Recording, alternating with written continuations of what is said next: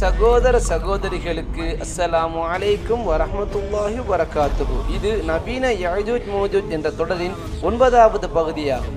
எனவே இதற்கு முன்னுள்ள பகுதிகளை பார்க்காத சகோதரர்கள் இந்த இடத்தில் கிளிக் செய்வதன் மூலம் அந்த பகுதிகளை பார்வையிடலாம். என் அன்பிற்கினிய அல்லாஹ்வின் நல்லடியார்களே, இந்த இடத்தில் ஒரு வேடிக்கையான ஒரு உண்மையான கருத்தையும் கூறியாக வேண்டும். என் ஊரில் ஒரு சிக்கலான விடயத்தை குறிப்பிட இடியப்ப சிக்கல் என்பார்கள். ஆனால் நாம் இப்பொழுது ஆராய போகும் வரலாற்று குறிப்புகளும் அகழ்வாராய்ச்சி ஆதாரங்களும் அதை விட சிக்கலானது என்பதில் எத்தகைய சந்தேகமும் இல்லை. நான் ஏதோ காமெடிக்காக சொல்கிறேன் என்று நீங்கள் நினைக்க வேண்டாம். நீங்களே பொறுமையாக இருந்து பாருங்கள் இன்ஷா அல்லாஹ். எனவே அல்லாஹ்வின் நல்லடியார்களே, நாம் இதுவரையில் யஜூஜ் மௌஜூஜ் கூட்டத்தினர் தொடர்பான அல் குர்ஆன் வசனங்களையும் ஹதீஸ்களையும் வரலாற்று சான்றுகளையும் மிகவும் தெளிவாகவும் விளக்கமாகவும் ஆராய்ந்தோம். எனவே நாம் இப்பொழுது இந்த நவீன அறிஞர்களால் கூறப்படும் இந்த நவீன யஜூஜ் மௌஜூஜ் கொள்கையில் உள்ள பலங்களையும் அதன் பலவீனத்தையும் ஆராய போகின்றோம். எனவே முதலில் அதன் பலவீனங்களை ஒவ்வொன்றாக ஆராய்வோம். எனவே இதன் அடிப்படையில் முதலாவதாக இஸ்லாமிக் எஸ்கட்டாலஜி எனப்படும் இஸ்லாமிய கால அளவியல். ஆம், யஜூஜ் மௌஜூஜ் கூட்டத்தினர் வானத்தை நோக்கி அம்பு விடுவதாக இருக்கட்டும், அவர்கள் தபரியா ஏரியை உறிஞ்சி விடுவதாக இருக்கட்டும், அவர்கள் இந்த உலகின் அனைத்து இடங்களிலும் உள்ள தண்ணீரை உறிஞ்சி அதனை வறநிலமாக்குவதாக இருக்கட்டும், அவர்கள் இந்த உலகின் எல்லா உயரங்களையும் கைப்பற்றுவதாக இருக்கட்டும், மேற்கில் சூரியன் உதிப்பது மேற்கத்தியர்களின் எழுச்சி என்று கூறுவதாக இருக்கட்டும், எதுவாக இருந்தாலும் அல் குர்ஆனையும் ஹதீஸையும் அதன் மீது இஸ்லாமிக் எஸ்கட்டாலஜியை பயன்படுத்துவதால் இப்படிப்பட்ட அர்த்தங்கள் எமக்கு கிடைக்கப்பெறுகின்றது. எனவே அல்லாஹு ஆலம், அவைகள் உண்மையாக இருக்கலாம் அல்லது இல்லாமலும் இருக்கலாம். இன்னும் 10-20 வருடங்களுக்கு பிறகு அவைகள் வெவ்வேறு அர்த்தத்தையும் தரலாம். அதை அறிந்தவன் அல்லாஹ் ஒருவனே. எனவே இஸ்லாமிக் எஸ்கட்டாலஜியை பயன்படுத்துவது இந்த கொள்கையின் ஒரு சிறிய பலவீனமாகும். அடுத்து அந்த சுவரை கட்டியது மகா சைரஸா என்பதை பார்ப்போம். முதலில் மகா சைரஸ் ஜொராஸ்ட்ரியம் சமயத்தை சார்ந்தவர் என்றும் அந்த சமயத்தில் இஸ்லாத்திற்கு எதிரான பல நிகழ்வுகள் உள்ளன என்றும் அந்த சமயம் முதலில் ஓரிரை கொள்கையாக இருந்து பின்னர் வழிதவறி சென்றது என்பதையும் பார்த்தோம். சைரஸின் எழுதப்பட்ட வரலாற்றிலும் கூட அவர் ஏதோ ஒரு கொள்ளை கூட்டத்தையோ அல்லது இந்த யஜூஜ் மௌஜூஜ் கூட்டத்தினரையோ தடுக்க சுவர் கட்டியதாக எந்தவித ஆதாரமும் இல்லை. இன்னும் குறிப்பாக சொல்ல போனால் எந்த ஒரு மன்னனானாலும் எந்த ஒரு ஆட்சியாளனானாலும் அவர்கள் கட்டிய கட்டடங்களுக்கும் கட்டமைப்புகளுக்கும் அவர்கள் பெயர் பலகை குறித்த அது சம்பந்தமான விடயங்களை உள்ளடக்கிய கல்வெட்டுக்களை பொறிப்பது உலக வழக்கம். அப்படி எந்த கல்வெட்டும் எந்த ஆதாரமும் எங்கும் பொறிக்கப்படவில்லை என்பது இங்கு குறிப்பிடத்தக்க ஒரு விடயம்.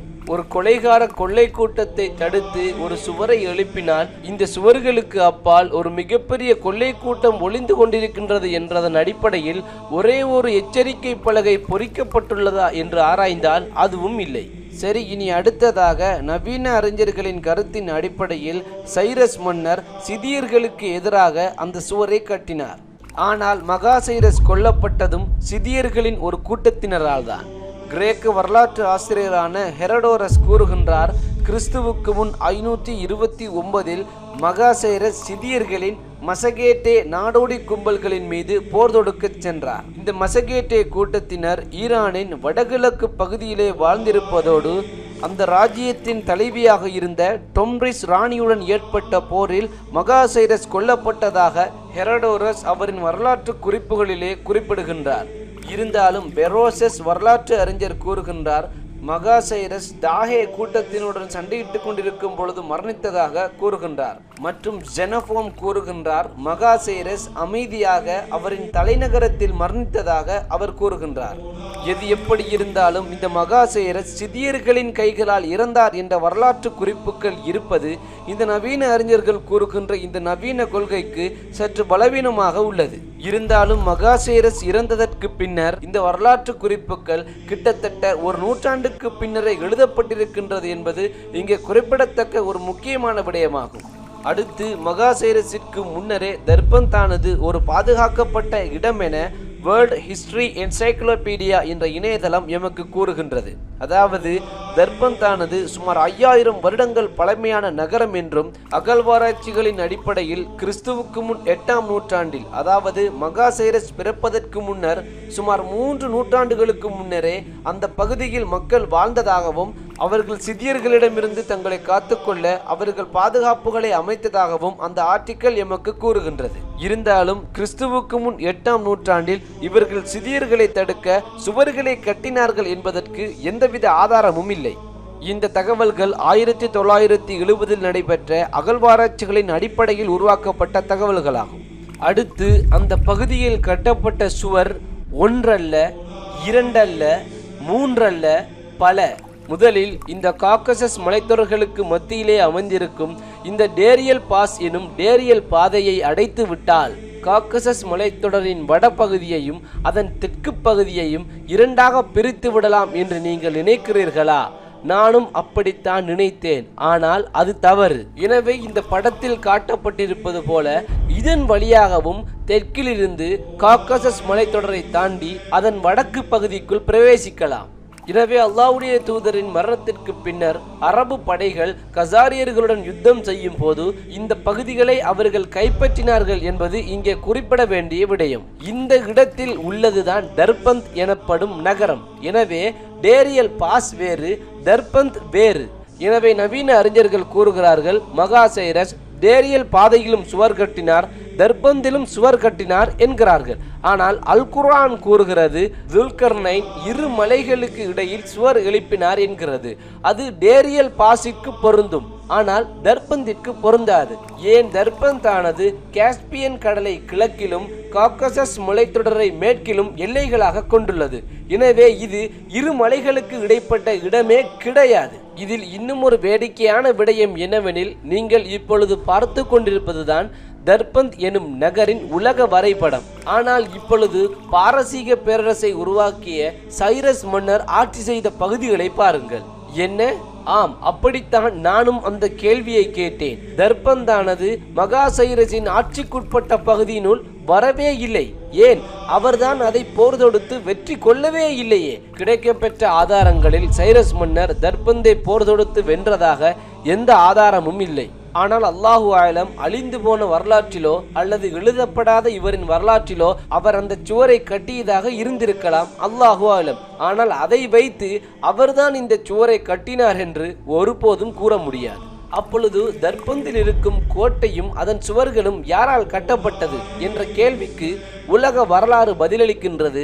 அதை கட்டியது கிறிஸ்துவுக்கு பின் சாசானிய பேரரசின் மன்னனான ஷா யாஷ்டேகட் என்று இணையதளம் எமக்கு கூறுகின்றது. இருந்தாலும் நாம் முன்னர் கூறியது போல இந்த மன்னர் இந்த கோட்டையை கட்டும் பொழுது இதற்கு முன்னர் இருந்த மக்களால் கட்டப்பட்ட கோட்டையின் அடித்தளத்தின் மீதே அவர் அந்த கோட்டையை அமைத்தார். அதாவது அவர் அந்த கோட்டையை அமைப்பதற்கு முன்னர் புராதன மக்கள் கட்டிய கோட்டையின் சிதைவுகளை அகற்றிவிட்டு அதன் அடித்தளத்தின் மீது இவர் ஒரு கோட்டையை அமைத்தார் என்பதுதான் வரலாற்று உண்மை. சரி, இப்பொழுது சைரஸ் தான் டேரியல் பாதையின் இடையே சுவரை கட்டினார் என்று எடுத்துக்கொண்டாலும் கூட அந்த சுவர் மட்டும் வடக்கையும் தெற்கையும் பிரிக்க போதுமானதல்ல. ஏன்? அந்த இடத்தில் சுவர் கட்டினாலும் கூட தர்பந்தினூடாக கொள்ளை கூட்டத்தினர் தெற்கில் நுழைந்து விடுவார்கள். சரி, ஒரு பேச்சுக்கு மகா சைரஸ் டேரியல் பாஸிலும் ஒரு சுவரை அமைத்தார், தர்பந்திலும் ஒரு சுவரை அமைத்தார் என்று எடுத்துக்கொண்டால் வரலாறு என்ன கூறுகின்றது? அவர் தர்பந்தை கைப்பற்றவே இல்லை என கூறுகிறது. சரி, பரவாயில்லை. மறைக்கப்பட்ட வரலாற்றிலோ அழிந்து போன வரலாற்றிலோ ஒரு பேச்சுக்கு அவர்தான் அந்த சுவரை கட்டினார் என்று வைத்துக் கொள்வோம். இப்பொழுது இதை கவனியுங்கள். இதை நான் கூறவில்லை. இந்த உலகின் பழமை வாய்ந்த புராதன இடங்களை பாதுகாக்கும் அமைப்பான சர்வதேச யுனெஸ்கோ அமைப்பு தர்பந்தில் இருக்கும் அந்த பாதுகாப்பு அரண்களை எல்லாம் கல்லை வைத்து கட்டப்பட்டதுதான் என்கிறார்கள். எனவே அதன் அடுத்த பலவீனம் அந்த சுவர்களில் செம்பும் இல்லை, இரும்பும் இல்லை. ஏன்? அல் குர்ஆன் தான் கூறுகின்றதே, துல்கர்னைன் அந்த தடுப்பு சுவரை கட்டும் பொழுது அவர் இரும்பையும் செம்பையும் பயன்படுத்தினார் என்று. ஆனால் இந்த சுவர்களிலும் கோட்டைகளிலும் இரும்பு மற்றும் செம்பு பயன்படுத்தியதற்கான எந்தவித ஆதாரமும் இல்லை. அந்த கோட்டையே கிறிஸ்துவுக்கு பின் 450 வருடங்களின் பின்னர் கட்டப்பட்டது தானே. அதாவது சைரஸ் இறந்து கிட்டத்தட்ட 1000 வருடங்களுக்கு பின்னர் கட்டப்பட்ட கோட்டையில் எப்படி இரும்பும் செம்பும் இருக்கும்? இன்னும் ஒரு சுவாரஸ்யமான விடயம், கிறிஸ்துவுக்கு பின் 570 அதாவது அல்லாஹ்வுடைய தூதர் பிறந்த அதே வருடத்தில் பாரசீக மன்னனாகிய ஷா ஹொஸ்ரோ என்பவர் தர்பந்திலுள்ள சுவர்களையும் அதன் கோட்டைகளின் சுவர்களையும் புனர் நிர்மாணம் செய்ததாகவும் அவைகளை கட்டியதாகவும் வரலாற்று குறிப்புகள் எமக்கு கூறுகின்றது. இங்கு சிந்திக்க வேண்டிய விடயம் என்னவெனில், நவீன அறிஞர்கள் கூறுகிறார்கள், அல்லாஹ்வுடைய தூதர்தான் அந்த இறுதி வாக்குறுதி. அவர்கள் வந்ததும் துல்கர்னைனுடைய சுவர் சுக்குநூறாக்கப்பட்டு விடும் என்கிறார்கள். ஆனால் வரலாறில் அந்த சுவர் அந்த வருடத்தில் மீள்கட்டமைப்புக்குள்ளாக்கப்படுகிறது, புதிதாக கட்டப்படுகின்றது. இது ஒரு பெரிய பலவீனமாக நவீன அறிஞர்கள் கூறுகின்ற இந்த நவீன கருத்துக்கு இருக்கின்றது. ஆனால் இவற்றில் ஒரு சில பலங்களும் உள்ளன. அவை என்னென்ன பலங்கள், இந்த பலங்கள் எப்படி நவீன அறிஞர்களின் கருத்துக்கு உதவுகின்றது என்பதனை நவீன அறிஞர்களின் இந்த நவீன கொள்கையின் பலங்களை பற்றி பேசும்போது பார்ப்போம் இன்ஷா அல்லாஹ். அடுத்ததாக, அல்லாஹ்வுடைய தூதரின் மரணத்திற்கு பின்னர் தர்பந்தை கைப்பற்றிய அரபுகளும் கூட தர்பந்தை பாதுகாத்தார்கள். அதாவது வடக்கில் இருந்து வரும் கசாரியர்கள் மற்றும் ஏனைய நாடோடி கும்பல்களின் மூலம் ஏற்படுத்தப்படும் தாக்குதல்களிலிருந்து பாதுகாக்க அவர்கள் தர்பந்தை ஒரு கேடயமாக, ஒரு பாதுகாப்பு அமைப்பாக பயன்படுத்தினார்கள். எனவே அல்லாஹ்வுடைய தூதரின் மரணத்திற்கு பின்னரும் கூட அந்த இடம் வடக்கிலிருந்து ஏற்படுத்தப்படும் தாக்குதல்களில் இருந்து பாதுகாப்பு பெற பயன்படுத்தப்படுகின்றது. எனவே நவீன அறிஞர்கள் கூறும் அல்லாஹ்வுடைய தூதர் தான் அந்த இறுதி வாக்குறுதி என்றால், அந்த சுவர், அந்த பாதுகாப்பு எப்பொழுதோ சுக்குநூறாக்கப்பட்டிருக்க வேண்டுமே. ஏன் அரபுகள் அல்லாஹ்வுடைய தூதரின் மரணத்திற்கு பின்னரும் கூட அந்த இடத்தை ஒரு பாதுகாப்பு கேடயமாக பயன்படுத்தினார்கள்? இந்த தர்பந்த் நகரமானது சுமார் 5000 வருடங்கள் பழமையானதாக இருப்பதனால் கிறிஸ்துவர்களும் கூட கோகன் மெகோகை தடுக்க அலெக்சாந்தரால் தர்பந்திலும் தேரியல் பாஸிலும் சுவர் கட்டப்பட்டது என்று கூறுகிறார்கள். இங்கு ஒன்றை தெளிவாக புரிந்து கொள்ள வேண்டும். மகா அலெக்சாண்டர் பல கடவுள்களை வணங்கியவர். இன்னும் அவர் வரலாற்றில் பல கருப்பு பக்கங்களும் உள்ளது. மேலும் அவர் வரலாற்றில் இந்த கோகன் மெகோகை தடுக்க சுவர் கட்டியதற்கு எந்தவித வரலாற்று குறிப்போ எந்தவித அகழ்வாராய்ச்சி ஆதாரங்களோ கிடையாது. இங்கு இன்னும் ஒரு விடயத்தையும் கூறியாக வேண்டும். இப்பொழுது நீங்கள் பார்த்து கொண்டிருக்கும் சுவர்தான் கேஸ்பியன் கடலுக்கு அடுத்த பகுதியில் அமைக்கப்பட்ட ஒரு சுவராகும். இந்த சுவரம் கூட வடக்கிலிருந்து ஏற்படுத்தப்படும் நாடோடிகளின் தாக்குதல்களை தடுக்கவே அமைக்கப்பட்டது. ஆனால் இதில் வித்தியாசம் என்னவெனில், இந்த சுவர் சிவப்பு நிறமுடையது. அப்பொழுது நானும் கூட நினைத்தேன், ஒருவேளை இரும்பையும் செம்பையும் பயன்படுத்தி கட்டிய சுவர் இதுதானோ என்று நினைத்தேன். எனவே அதை பற்றி ஆராய்ந்த பொழுது தெரிந்து கொண்டேன், அப்படியல்ல. அது 5ஆம் 6ஆம் நூற்றாண்டுகளில் கட்டப்பட்டிருப்பதோடு அதன் சிவப்பு நிறத்திற்கு காரணம் அதிலுள்ள மரக்கட்டைகளாகும் என வரலாற்று குறிப்புகள் கூறுகின்றது. இப்படி குழப்பமான பல வரலாறுகளை உடைய பல சுவர்கள் அங்கே இருக்கின்றன. ஆனால் இந்த சுவர்களை எல்லாம் முதலில் கட்ட துவங்கியவர் யார் என்பது எமக்கு உறுதியாக தெரியாது. அல்லாஹு ஆலம், அதுதான் துல்கர்னைனாக இருக்கலாம். அடுத்ததாக, இந்த யஜூஜ் மோஜூஜ் கூட்டத்தினர் எனப்படுவோர் வெள்ளையர்கள் என இந்த நவீன அறிஞர்கள் கூறுகிறார்கள்.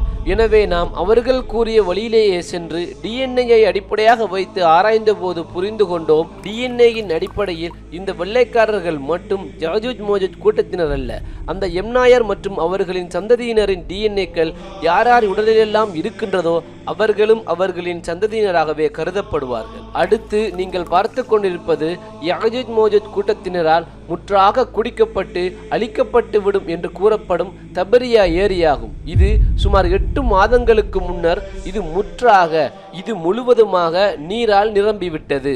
இது சில தசாப்தங்களுக்கு முன்னரே இருந்து சிறிது சிறிதாக குறைவடைந்து வந்தாலும் கூட போன வருடத்தில் இது முற்றாக நிரம்பிவிட்டது. எனவே சுமார் 1400 வருடங்களுக்கு முன்னரே வெளிவந்து விட்ட இந்த யஜூஜ் மோஜூஜ் கூட்டத்தினர் இன்னும் இந்த ஏரியை குடிக்க ஆரம்பிக்கவில்லையா என்ற கேள்வி எழுகின்றது. ஆனால் இங்கு குறிப்பிட வேண்டிய இன்னும் ஒரு விடயம், நவீன அறிஞர்களின் கருத்துப்படி தபரியா ஏரியானது யஜூஜ் மோஜூஜ் கூட்டத்தினரின் இறுதி அணியினர் வரும் பொழுதுதான் அதில் எந்த தண்ணீரும் இருக்காது என கூறுகிறார்கள். அப்படி என்றால் அதற்கு காலம்தான் பதில் சொல்ல வேண்டும். அடுத்ததாக, ஹதீஸ்களில் பலவீனம்.